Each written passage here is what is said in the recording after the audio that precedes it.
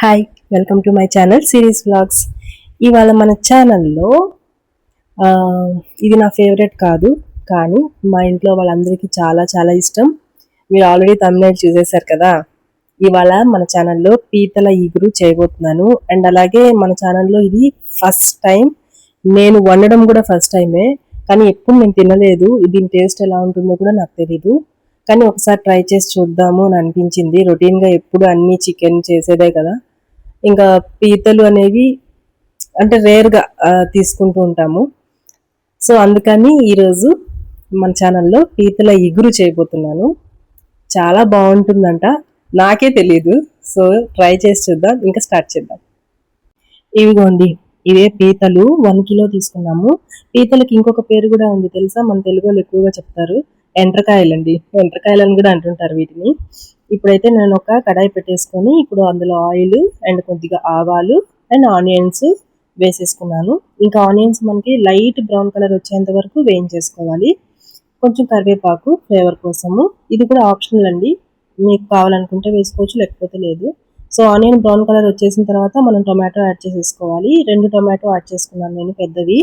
Tomato కొద్దిగా మగ్గిన తర్వాత ఇది వచ్చేసి స్పెషల్ మసాలా, కొబ్బరి, ధనియాలు, చెక్క, యాలక్కాయలు, అలాగే జింజర్, గార్లిక్, కారం, పసుపు, ఉప్పు, ఇవన్నీ కూడా మిక్స్ చేసేసుకొని నేను ఒకేసారి యాడ్ చేసేసుకున్నాను. ఎందుకంటే మళ్ళీ సపరేట్గా అల్లం పేస్ట్, కొబ్బరి పేస్ట్ ఇలా కాకుండా ఒకేసారి యాడ్ చేసేసుకోవాలి. నెక్స్ట్ కొత్తిమీర యాడ్ చేసేసుకున్నాము. ఇంతేనండి, సింపుల్ ప్రాసెస్, ఏముండదు. 1-2 స్టెప్పులు అంతే అనమాట. ఇంత సింపుల్గా తయారు చేసుకోవచ్చు అని నాకు కూడా తెలియదు, కానీ చిటికీలో అయిపోయిందండి ఈ కర్రీ మాత్రము. తర్వాత మనము ఈ మసాలా వేగిన తర్వాత ఎండ్రకాయలు, అదే మన పీతలు యాడ్ చేసేసుకోవాలండి. అసలు ఇవి కలపడానికి కూడా ఎంత కష్టంగా అనిపించిందో, ఎందుకంటే అవి కొంచెం గట్టిగా ఉంటాయి కదా, అంత బోన్గా ఉంటుంది కదా. సో కలపడానికి కొంచెం ఇబ్బంది పడ్డాను, కానీ మొత్తానికైతే కలిపేశాను. ఇంకా మూత పెట్టుకొని కాసేపు మగ్గించుకోవాలండి. కొద్దిగా ఆయిల్ బయటకు వచ్చింది చూసారా, ఆ తర్వాత మనం కొద్దిగా వాటర్ యాడ్ చేసుకోవాలి. వాటర్ కొంతవరకు యాడ్ చేసుకోవాలి, ఎందుకంటే మనం ఇగురు తయారు చేస్తున్నాం కదా, అది కర్రీలాగా అయిపోకూడదు.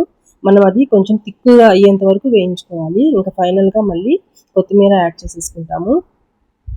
ఇక ఇది మొత్తం బాయిల్ అవ్వాలండి. ఇంకా మీరు ఉప్పు, కారం అవన్నీ కూడా సరిగ్గా సరిపోయేదో లేదో చూసుకొని మధ్యలో యాడ్ చేసుకోండి. మధ్యలో కలుపుతూ ఉండండి, మూత పెట్టుకుంటూ ఉండండి. అలాగే ఇవి బాయిల్ అయిపోతాయి అనమాట. అవి యాడ్ చేయగానే రెడ్ కలర్లోకి మారిపోయాయి, వాటిని గిట్టలు అంటారంట. మొత్తానికైతే కర్రీ ఇలా చేశాను.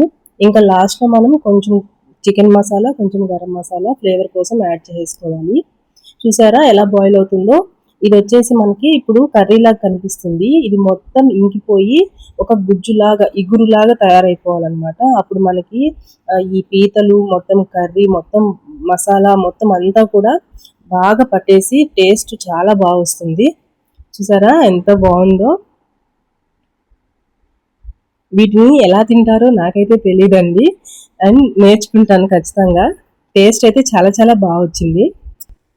సో అయితే చూసారు కదా, పీతల ఇగురు అయితే చూడ్డానికి కానీ సూపర్గా ఉంది. అండ్ టేస్ట్ కూడా నాకు ఎలా అనిపించిందంటే, దీని టేస్ట్ మనం ప్రాన్స్ కర్రీ చేసుకుంటాం కదా, ప్రాన్స్ కర్రీ ఎలా అయితే ఉంటుందో పీతల కర్రీ కూడా అలాగే ఉంది. ఆల్మోస్ట్ స్మెల్ కానీ టేస్ట్ కానీ దాన్ని తినాలంటేనే మనకి చాలా ఇబ్బందిగా అనిపిస్తుంది.